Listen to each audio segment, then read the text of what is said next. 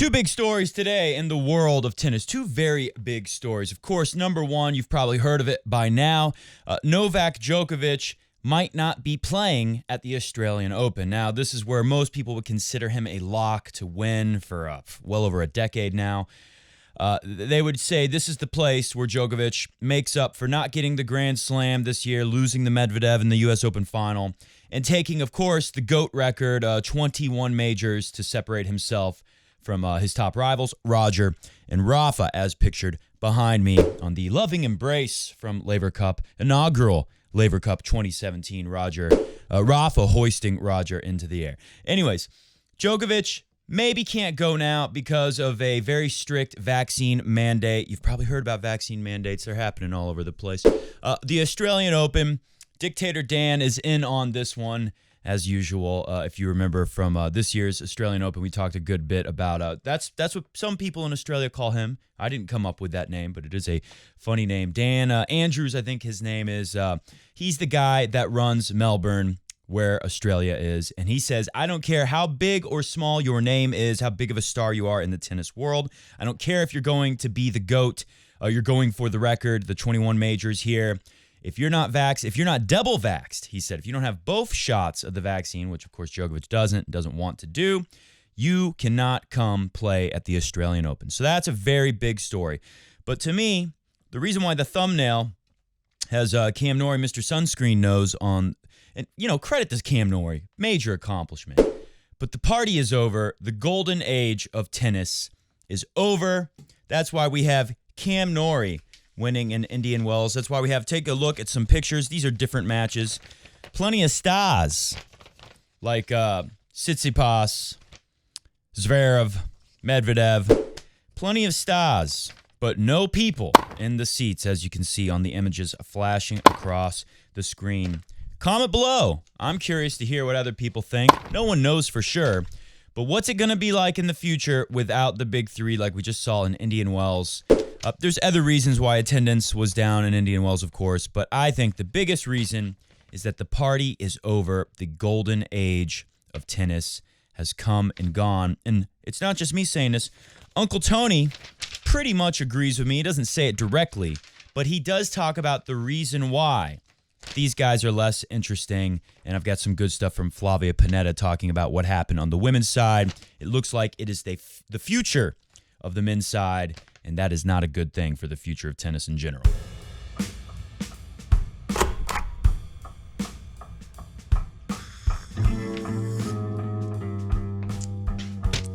Today on Coffee Break Tennis, we dissect what happened in Indian Wells. Why did the big stars go down? Medvedev beats Djokovic, stops the Grand Slam, wins the U.S. Open, is our first breakout of next-gen players to win a major. And then he goes down to, I love Dimitrov, but Grigor Dimitrov, not a guy been talked about to win any majors for a long, long time. Not a guy talked about to be a top contender and taking out the top names. A shock to the tennis world. We'll talk about all of that on today's show. Of course, like I said, I have great stuff from Tony Nadal on what happened, what went wrong with the new stars, the next-gen stars of the future. And something good from Flavia Pannetta talking about how what happened at the U.S. Open in the women's side, right, with a couple, with a qualifier winning and with another first-timer, a couple teenagers. She said that would never happen in her day, and it has a lot to do with the quality of the game going down. Also, we'll take a look at this vaccine stuff and what Novak Djokovic has said about it in the Australian Open. That's really it. Oh, we'll look at the race. My boy Yannick Sinner, he's got a chance to get in. It's pretty much locked up. In fact, let's start today's show by looking at the race. We will be back same time Thursday, late Thursday night, early Friday morning, depending on what part of the tennis world you live in. We will be back next week and look at where we are at in regards to the race. I'm excited to see the race, especially with Yannick Sinner having a chance to get into. I think I did predict he would go from winning, because wasn't it in Italy? It's Turin, Italy. Is that where? I can't remember. Where is it going? They're moving from London, the O2 Arena. Kind of sucks. It was a cool place to have the tournament for so long. A lot of tennis history there for the World Tour Finals. The top 8, if you don't know what I'm talking about, the top 8 players of every year go to a round robin, and then it goes into elimination for the Final Four. and they face off, and it's a really exciting tournament. It's a great way to finish the year, and it's going to be in the middle of November, so it's coming up. We're about a month away. Anyways, put this on the screen. Of course, Djokovic is locked in. Medvedev locked in. See the check marks there. Oh, by the way, this is the Live Tennis LTR app. It's a great app if you want to get up-to-date tennis ranking information. If you don't have this app, download it. Tsitsipas is in, Zverev's in, Rublev's in, Berrettini's in. Casper Ruud is pretty much locked in. There's Rafa Nadal. He would be not a guarantee if he was still playing, but he's not playing, and he's not going to play even if he does qualify with no additional points. So Rafa's not going to be there. That's why there's an X next to his name. Hubihurkacz, as Rafa would say it. He's pretty close to Casper Ruud boy, really close. And look at how Cam Norrie winning in Indian Wells, Mr. Sunscreen Face himself. Look at this picture. Sunscreen all over them. You can't rub it in. You can't rub it in. You know, Pete had a problem with the stuff that Medvedev puts on his hands to get a better grip on the racket. But I'm not looking at the guy's hands too much. This is very distracting. And I'm a guy who wears too much sunscreen pretty frequently myself. Anyway, so Berrettini, I said he's locked in, right? Casper Ruud, not quite a lock. Hubihurkacz could take his place. Cam Norrie could take his place. And Jannik Sinner has a chance. Felix Auger has a chance. Jannik Sinner, he looks like he's right there, especially see all the way to the right. That's if he wins with facing off against the Twerps in Belgium, in Antwerp. He would have 28-45, but I think he's going to drop about 400 points, and he's really the only person. Hurkacz is going to drop 10 points at the Paris Masters if he loses first round. Cam Norrie, I think, similar. Casper Ruud doesn't even have points there, I don't think. Jannik Sinner is going to drop 300, 400 points. He could pick up 250 here, so that offsets that a bit. But we're still looking at him being around, under 2,500 best case scenario. If he didn't play again, we have the Paris Masters coming up. That's 1,000 points. That's a big deal. And of course, there's a good chance that we see another surprise winner there. Why not Jannik Sinner? If I'm Jannik Sinner, I like my chances to get into this tournament. And I did predict when they had the next gen, I said we might see Jannik Sinner go from winning the next gen to being right back for the first year that we have the World Tour Finals in Italy for the not the next gen guys, not the teenagers only event, but for the top 8 players in the world. He's got a shot to do it. It would be amazing. So definitely something worth watching out for. I like Cam Norrie. No hard feelings against Cam Norrie. He's a great story, I guess. But he's not going to sell a ton of tickets anytime soon. Let's take a look. We know now how the race is looking. What did Uncle Tony say about why this happened? Uncle Tony is specifically being asked about, how did Cam Norrie win, of all people? Why didn't these next-gen guys that are the new top players, why didn't they do anything? Specifically, the new big three, you could say, of Zverev, Tsitsipas, and, of course, Medvedev. And I like Tony Nadal's answers. To summarize what is happening, the Daily had the good idea to highlight an analysis recently made by Tony Nadal. Quote, it's from Tennis World USA, very recent. I do not know who is best among the youngest because their level seems very close to those of Djokovic, Federer, and Nadal. Now, he's talking about their top level. When Medvedev's playing his best, it's not much different than the best that we see from Djokovic and Nadal and Federer, right? He thinks it's less, but it's close enough. The problem, says Uncle Tony, is their low level. For example, a Medvedev, when he plays badly, he plays worse than a Novak or a Rafael Nadal who is playing badly, explained Uncle Tony. Tony Nadal, Rafa's uncle and ex-coach, if you don't know that, recently spoke at length about his nephew at the Big Three in the next gen in tennis and tennis in general on a Spanish in Espanol podcast. One section of interview, Tony tried to explain why Djokovic isn't as popular among the fans as his two big rivals. Okay, this is pretty interesting too. It hurt him to finally arrive on the circuit when there was already a very strong rivalry between Roger and Rafa. Federer and Nadal, they were two opposing styles, two different trajectories. That made the fans very excited. I lived through that experience. I can confirm that is true. It was therefore difficult to find a place at that time for Novak. After that, I also think Novak's ego has hurt him. And one thing he leaves out, especially when it comes to having certain behaviors on the court that are incompatible with being number one. That's like when Djokovic used to rip his shirt off and stuff like that, the screaming, smashing rackets. Of course, he's still doing stuff like that. Uncle Tony's talking about that. I don't think that's as big of a deal. I mean, some people are always going to be turned off by that behavior. Some people, I'm one of them. He's going to find that as just part of the big show of tennis. It's exciting seeing people act crazy. Nick Kyrgios is a great example of that. He does crazy stuff. As long as you're winning and doing crazy stuff, it's entertainment. John McEnroe, another great example. One thing that Uncle Tony leaves out here is that, yeah, it was hard to find his place with these two giants of the game already established for Djokovic. But early on, Federer fans like me, we liked seeing Djokovic go stop Nadal from winning, right? We were kind of sick of seeing, Nadal, now he's going to beat Roger, not just at the Australian Open every year. Now he's going to beat him at Wimbledon. We didn't know that would be a one-off in 2008. We thought, what if Rafa keeps beating Roger at Wimbledon? Oh, horrible, right? 2009, the Australian Open, again, didn't know it was going to be a one-off. What if, and literally only one time did Rafa win the Australian Open against anybody. He won Wimbledon some more, but not against Roger. We didn't like that. So when Djokovic came in, pretty fond of Djokovic myself, a lot of Fed fans out there, because he was beating Rafa all the time. He did to Rafa what Rafa had done to Roger. Then when Djokovic starts beating Roger at Wimbledon a bunch, well, we didn't like that either. And I think that's really when, you would have had a lot of people still like Novak because he was beating Rafa so much. And when the Rafa fans saw Novak beating Roger at Wimbledon, maybe they liked that a little bit. But as Djokovic became more dominant and started beating both of them all the time, that's when people really started hating him. And then lately, we see this now with a bunch of articles and commentators on TV in Australia really trying to make Djokovic look like a real bastard. All right, I know we're usually we're pretty family friendly here, but there's no other way to put it. They're out to get Novak. Yeah, he doesn't want to get the vaccine. Don't forget, Djokovic did have COVID, so he's got some immunity built in. Whether or not you think it's better or worse than immunity from vaccine, there is definitely some immunity from having COVID. And I don't really like seeing so many people basically say, Djokovic is a scumbag because he might not want to get the vaccine and go to Australia. This has got to be really tough for Novak Djokovic. And I did see scanning the news, there were some articles saying, let's not make Novak the villain again. So there is some support out there. But think about what Djokovic has been through. Yeah, he almost had the Grand Slam, and he was this close, and he lost it.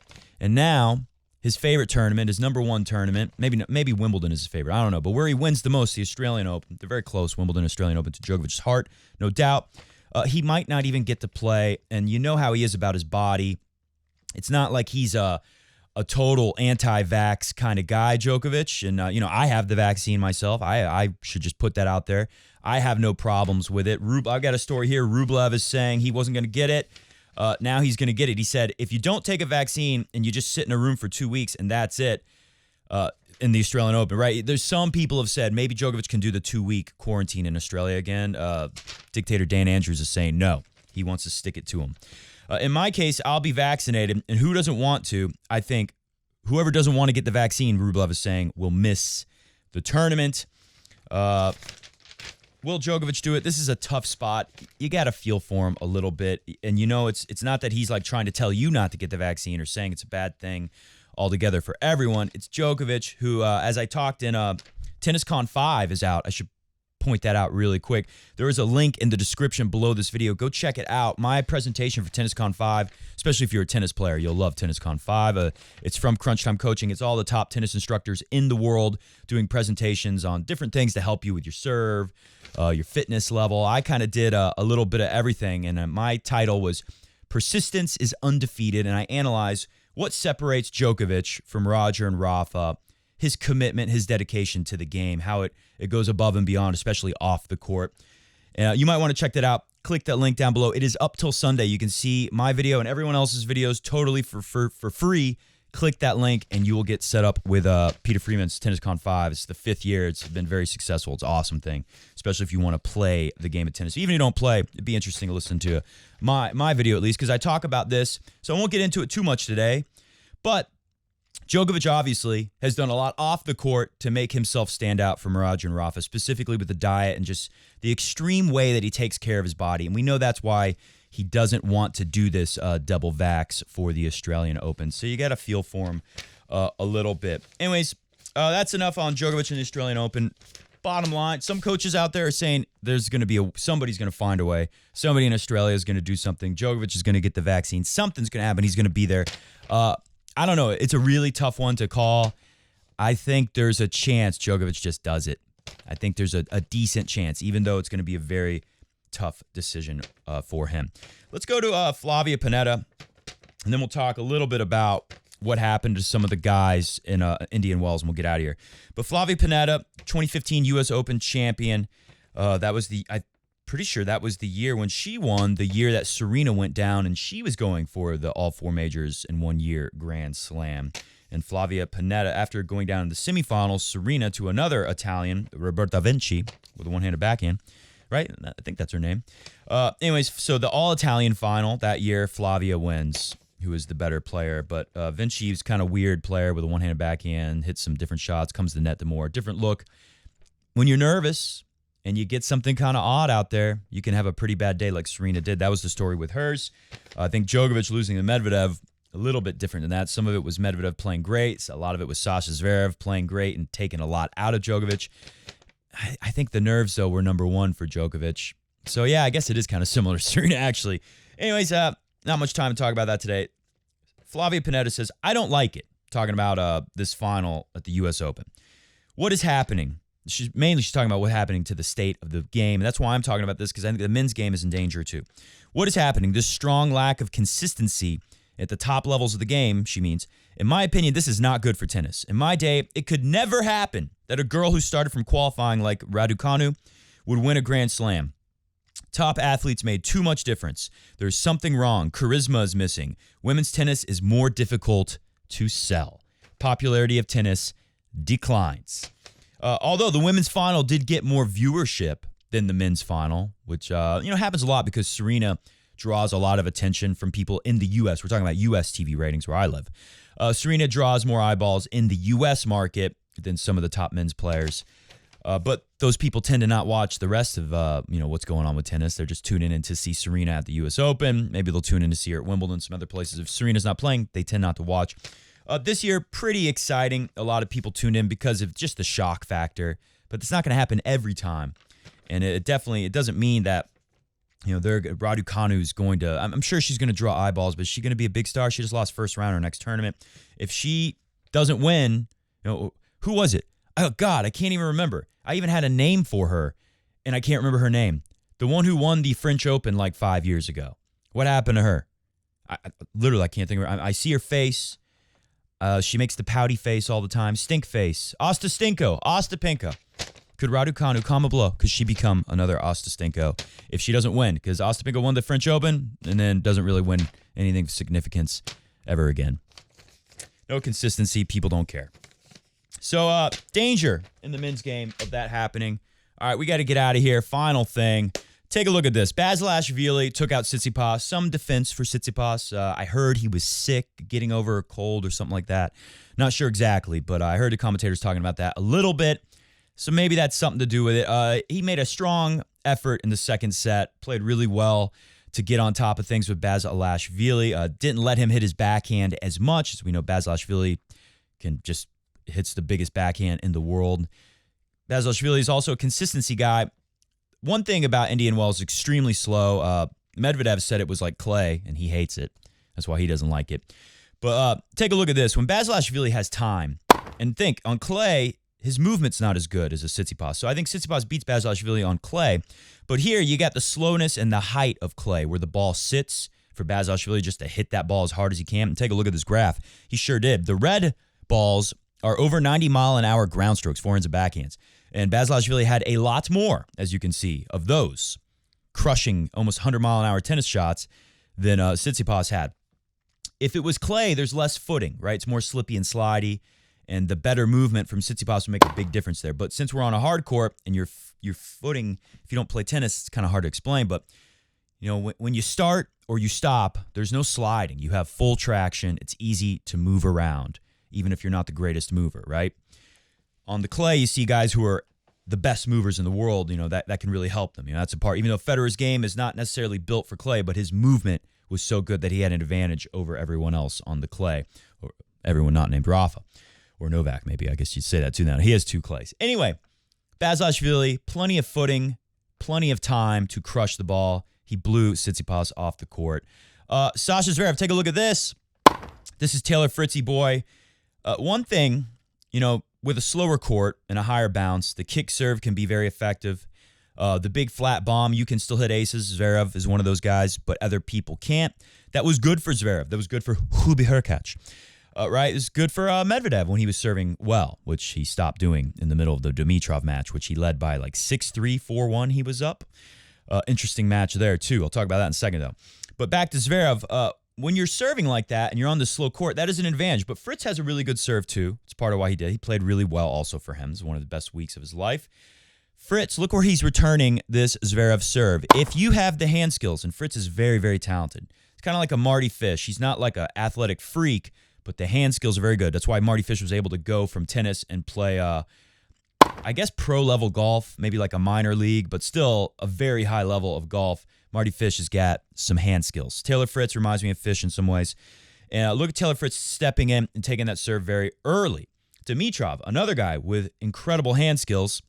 You got to see this shot. Speaking of the best volley of the year from Dimitrov here. Incredible hand skills. These guys were both able to step in and return balls extremely early. It's funny, Cam Norrie won. I'm not even going to talk about him. We're just talking about the big guys who lost and why that was. So, Fritzy boy, able to step in and serve very well to match Zverev. Zverev looked very good in the beginning, took an early lead, but Fritzy boy ultimately wins this match against Sasha Zverev. And I think a big part of that was the return game and how Zverev all of a sudden didn't have as easy of a time on his serve when he was up against Fritzy boy, who was able to step in and take this return very early. So that was a big factor. Dimitrov did the same thing. Kick serves. I saw this a lot. Anyone who's hitting a big kick serve when Dimitrov beat Hubert, same deal. You see one of my favorite returns I'm very good at. Step in before the ball even gets high. If you're back, the ball's going to be super high, awkward to hit, especially if you try to crush it. But if you step in early, you can catch it here, block it. Of course, Federer is the best at that. Grigor Dimitrov did that very well. Medvedev totally lost his rhythm on his serve halfway into that match when he's up 4-1. Couldn't get first serves in for a while. And another interesting thing is Medvedev's backhand on a fast, low-bouncing court is so devastating. He usually just needs to hit like 3 in a row. Hit the music, we got to get out of here. Like 3 in a row, those low backhands, that little shovel, well, it's better than a shovel. Cam Norrie has the shovel backhand too. I'll say this really quick before I forget. One thing about Cam Norrie winning, I didn't realize this before, but it totally makes sense. I just hadn't seen the data on it. Norrie's shovel, kind of Manarino-like, very flat backhand. Oh, it's over here. He's a lefty. And his whippy, wristy forehand with a lot of topspin. His difference in the bounce, the height of the ball, the spin, the RPM on the ball. Cam Norrie has the biggest difference in the top 100 in the world, probably in the world of all tennis players. So that does make him very tricky to play, especially here where the bounce is very high, but then he can hit that low, that very low two-hand backhand. That was a big part of why it was tricky for Cam Norrie, and he just played great, super consistent. But back to Medvedev. Usually that two-hand, low, hard, cross-court, hit 3 of those in a row, a lot of guys miss the ball. Grigor Dimitrov, who has one of the best slice backhands around, very much like a Roger Federer slice backhand. Another reason why Tsitsipas lost. Doesn't have that slice backhand. Doesn't have that step-in block return. That really hurt him. This slice backhand, beautiful slice backhand. Dimitrov able to hit over and over. Rallies, 30-shot rallies with Medvedev where I saw Grigor hit like almost every time it was a slice backhand. And just kept making Medvedev hit that backhand. I think it unnerved him that he didn't get the easy points. Anyways, like I said, why am I moving the mic away? Like I said, I got to get going to go teach some tennis. We will be back Thursday and catch you up on the latest with the race. Maybe we'll talk a little bit more about Djokovic and Medvedev since I didn't get a chance to do. I was working on a big video. I was going to try to work in my Medvedev song when he won Indian Wells. I thought he would do it. He would ride the wave, but he didn't. And tennis is not in a great place when you have no real star power. If these guys are going to be inconsistent, I think it won't be as bad as the women's game. Comment what you think below. But it's a bad sign when Cam Norrie and all that sunscreen in his nose wins at one of the 5th biggest tournament in the world, as they used to call it. See ya!